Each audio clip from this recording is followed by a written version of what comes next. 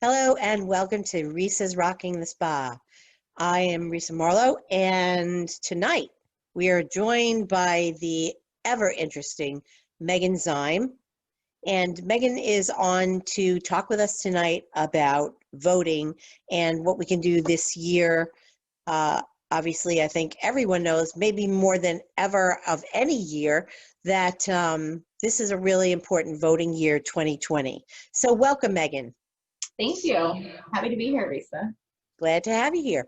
So I think that uh, people are really confused about voting this year because there's sort of been this big hullabaloo about, absentee voting, like between COVID and, COVID and voting. I think it's scary. It's like a scary, crazy situation that people, I know even myself, I've been like, well, what's going to happen with voting? Is it going to be the same? Are they doing anything different?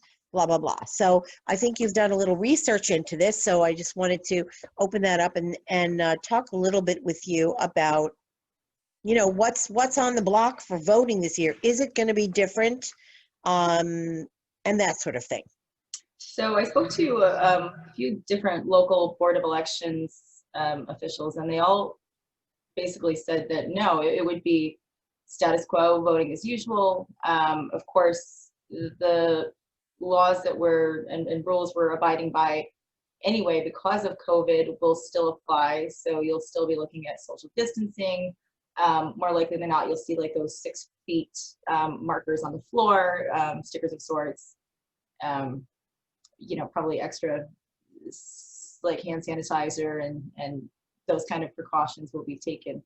But otherwise, they expect it to be business as usual, voting as usual, which, I don't know that anyone can actually make that determination. I mean, if a whole bunch of people show up at, 6 p.m. wanting to vote, I don't know what that's going to look like. And I don't know that anyone is really prepared for it.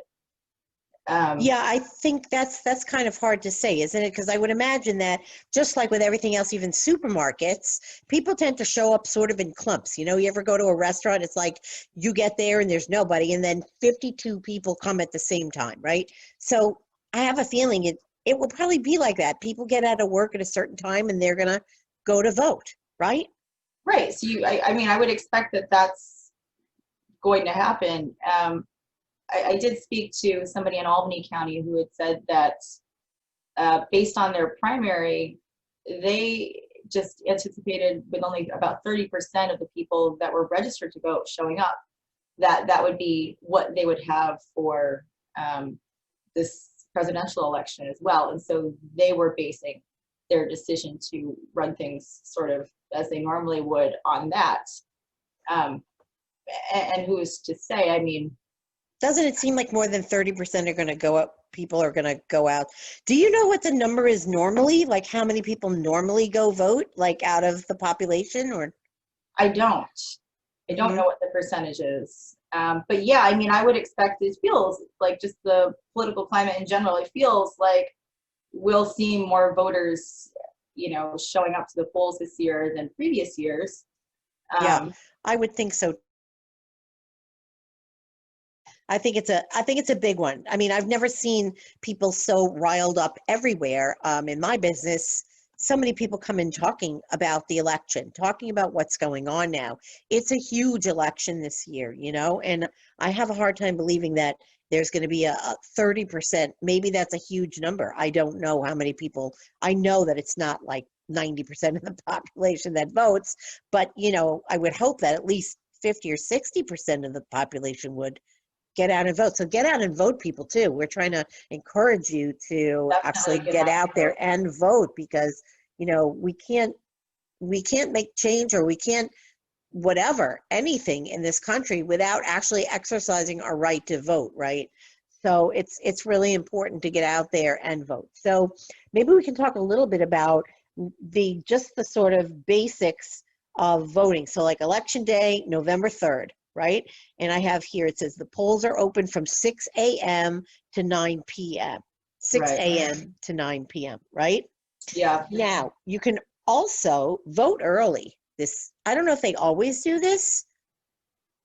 Oh gosh, isn't it terrible that I don't know if they always do Oh, this that's okay, but either? you can But you, vote early this year. So correct. I have a list of the early voting dates and times. So we have Saturday, October 24th, Sunday, the 25th, Monday, the 26th, Tuesday, the 27th, Wednesday, the 28th, Thursday, the 29th, Friday, October 30th, Saturday, October 31st, Halloween voting, and Sunday, November 1st. So all the way from October 24th through Sunday, November 1st, you can vote early.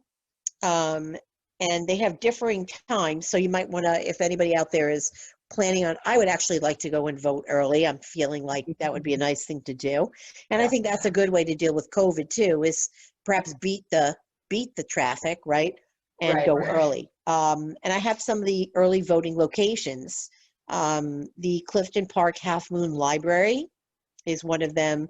Board of Elections at 50 West High Street in Ballston Spa is another one, and Gavin Park, 10 Lewis Drive in Saratoga.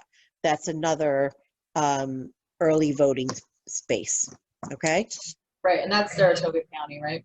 Yes, that's Saratoga. That's for Saratoga County. Now, do you have to vote in the county that you live in? I mean, Yeah. do you have to early vote in the county? Because I know this is different. The early voting address is everybody. It doesn't matter. Like normally you have to vote within your district, right? Mhm. But for the early voting, you don't have to. You can vote in one of the three places, at least in this area. You can vote at one of those three places. You don't have to go to your specific district for voting. But I'm just wondering, do you have to go to a, a place within the, the county that you live in? You do. You You do do. have to. Yeah. Okay. So early voting is set up in a way that it allows you to go to, like you just, so Saratoga County has 3 different places. So you can, instead of going to, like on the day of, normally on voting day, you have to go to just that one designated place in your district, which you can find on vote.org. You can find where your polling place would normally be if you're So going vote.org. right. Yeah, if you're going to vote in person.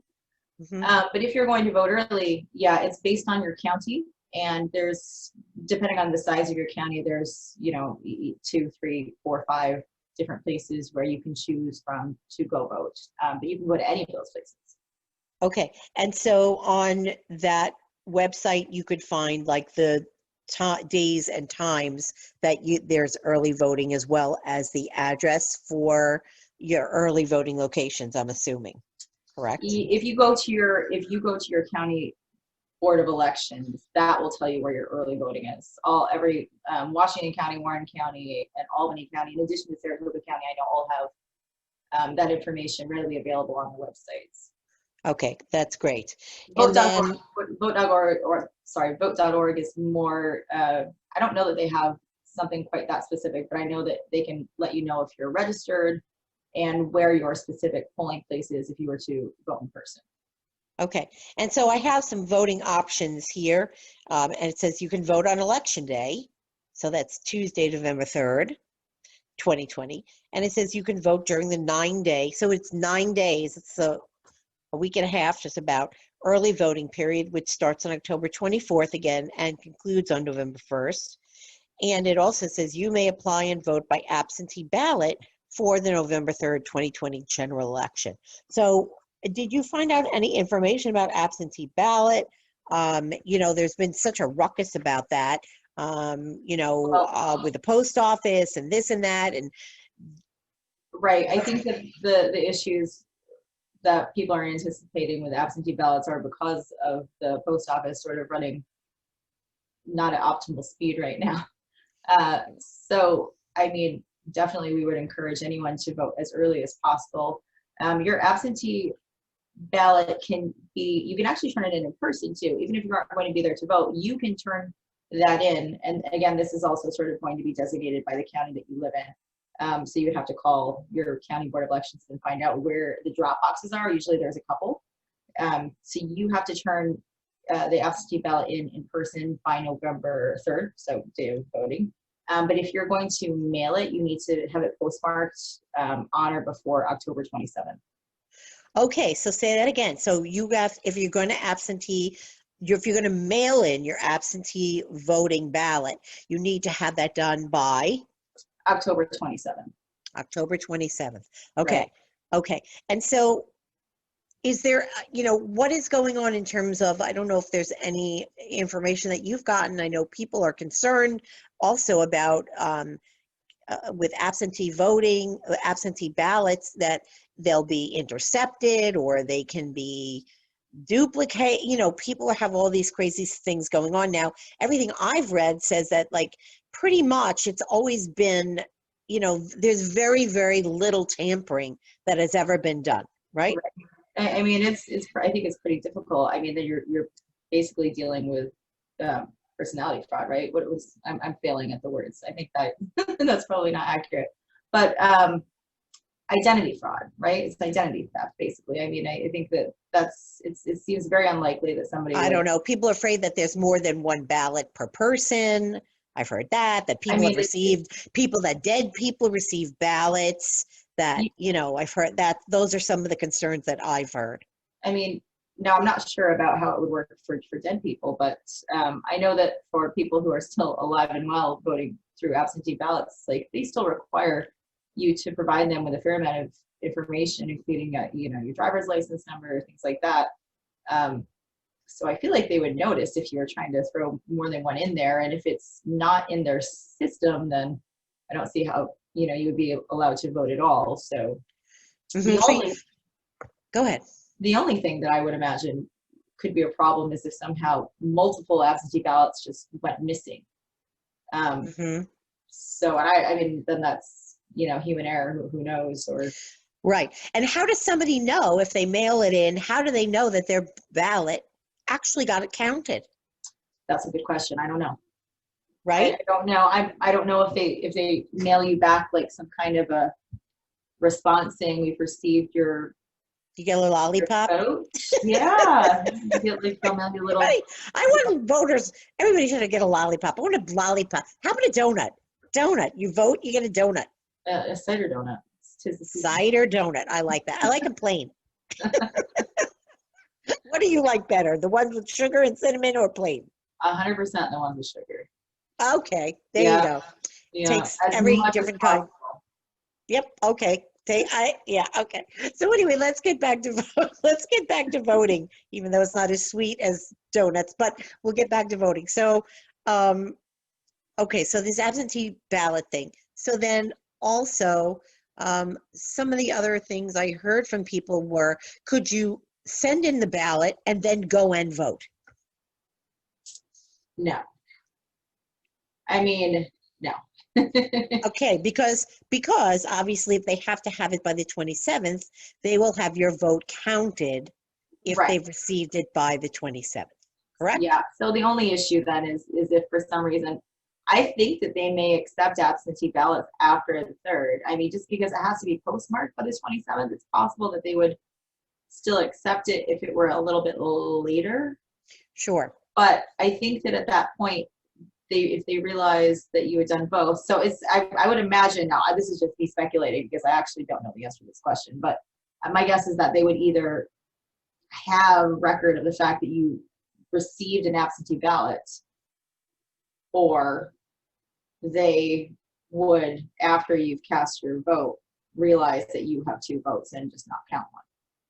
Yeah, I mean, that's what I'm figuring, that once a person has voted, you're not going to be able to re-vote. But I don't know, and I feel like I saw this somewhere, and I don't remember what is that. I'm sorry. That's fine, no worries. So, okay, so people can go on the day of voting to their regularly stationed voting polling place, or they can vote early. There's a 10-day early voting period where you can go to designated places depending upon your district, or depending upon your county, or you can mail in an absentee ballot. Right. is there any other information that you discovered along the way while you were doing your digging? There's two small things. So one of them is that, and the deadline's actually really close.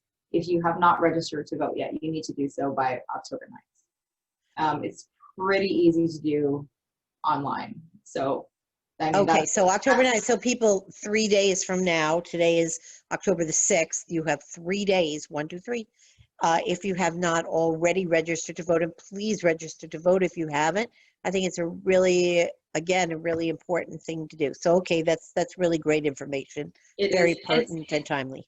It's really easy too. I mean, it doesn't take very long at all. You just say, I mean, and it's obviously worth doing. And I was just trying to find this because I apologize for not remembering it otherwise. But there's also, I think that a lot of people who have had felonies or have been arrested assume that they can't vote, which is not necessarily true. And I mean, everybody has the right to vote. So, I mean, if you have the right, you should seek it out and do it if you can. So you can find out whether or not you are allowed to vote by going to a website, which we can throw up on the screen here too. It's campaignlegal.org, restore your vote.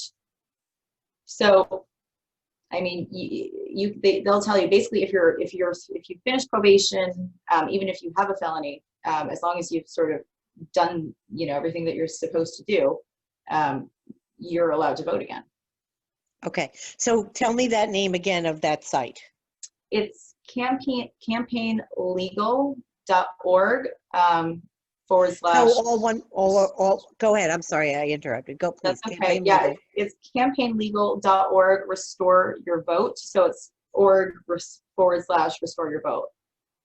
Okay, great. Okay, that's really important information because I'm sure there are people who don't know if they are able to vote or not.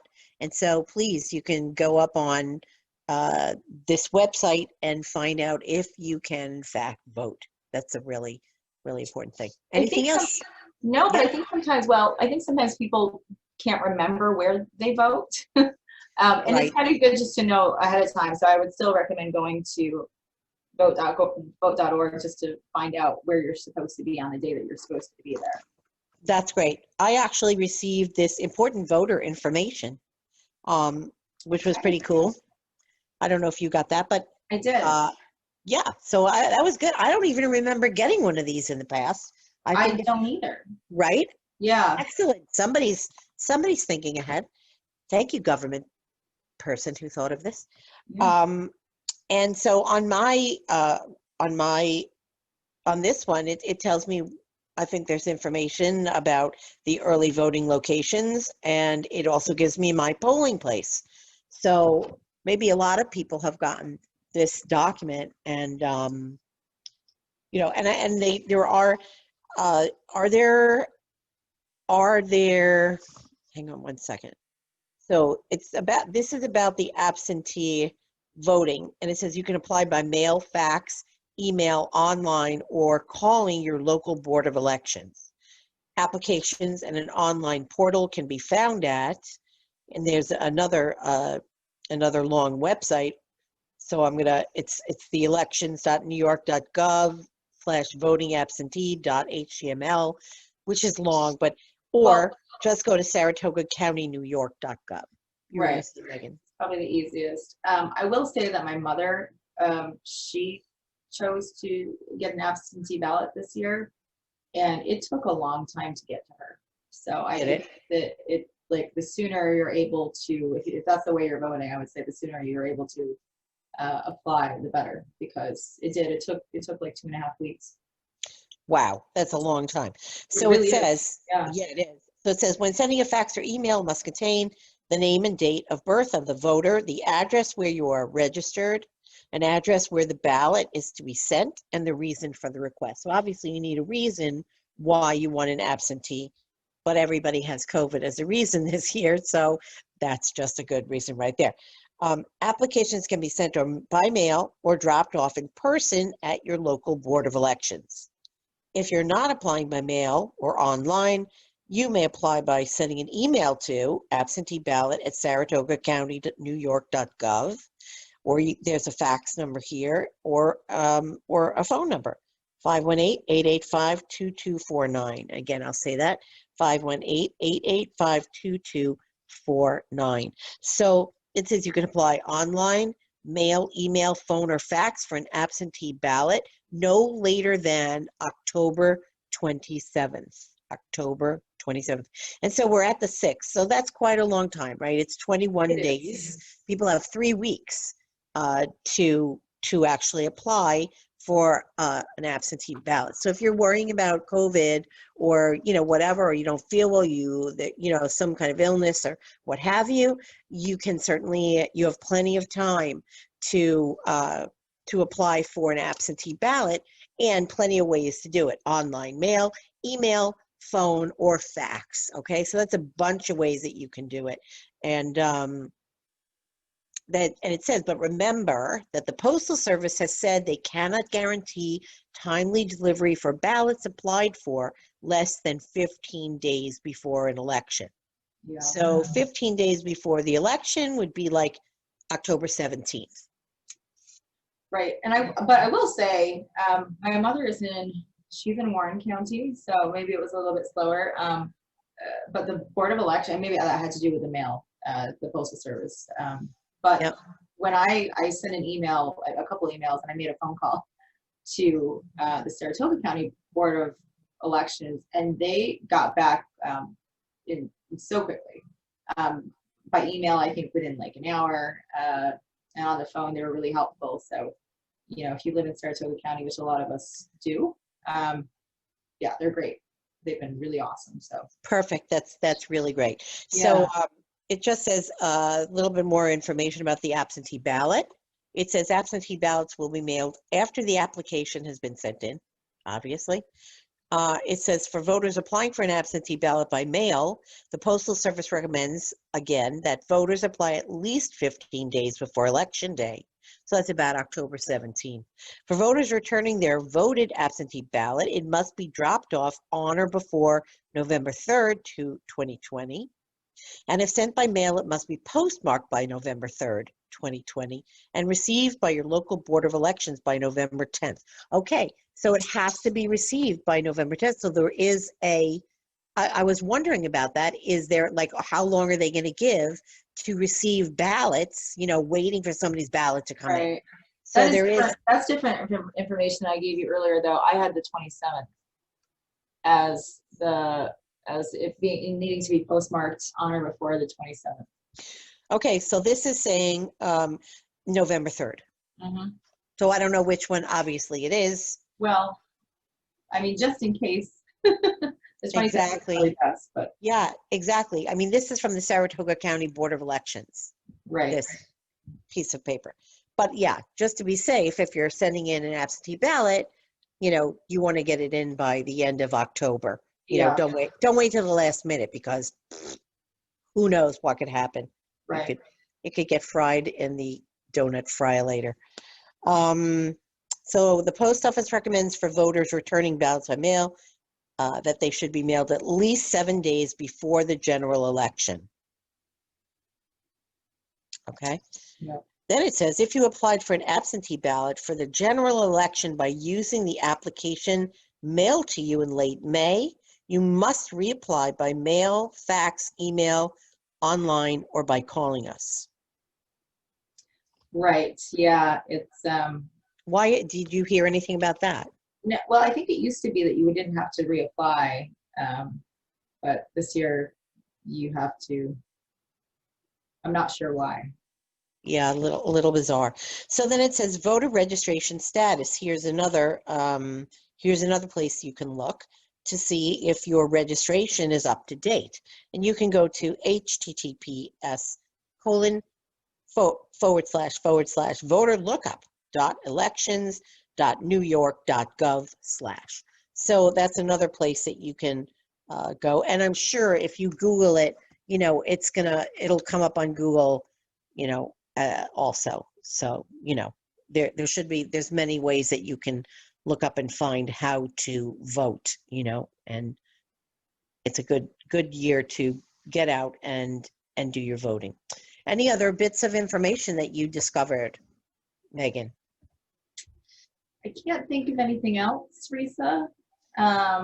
Oh, I mean, so Board of Elections everywhere have said that if you have any special needs, just to get in touch with them, and they'll make sure that, you know, whatever you need to make sure that you are able to vote, they'll take care of. Okay, I do see a little something. It says if you have an address change, you have to submit your address change by October 14th. 14th, yes, actually, yes, you're right. Okay, and then let's see, submit an absentee ballot by mail, must be postmarked.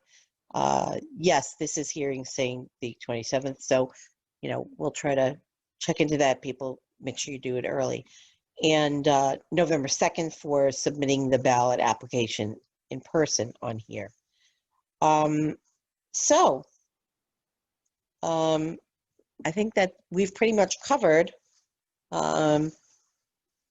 There's what's new. You had a section in your email about what's new. So starting in 2020, polls will be open statewide from 6 a.m. to 9 p.m.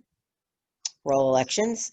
Party changes now take effect immediately through February 14th. Changes submitted to the Board of Elections between February 14th and the June primary election will not take effect until a week after the June primary. And starting with the 2019 general election, all counties will begin using electronic poll books. You will now sign in on an iPad instead of the paper poll book. That's probably a really good thing, don't you think? No? I don't know, right? They're going to have to sanitize in between everyone.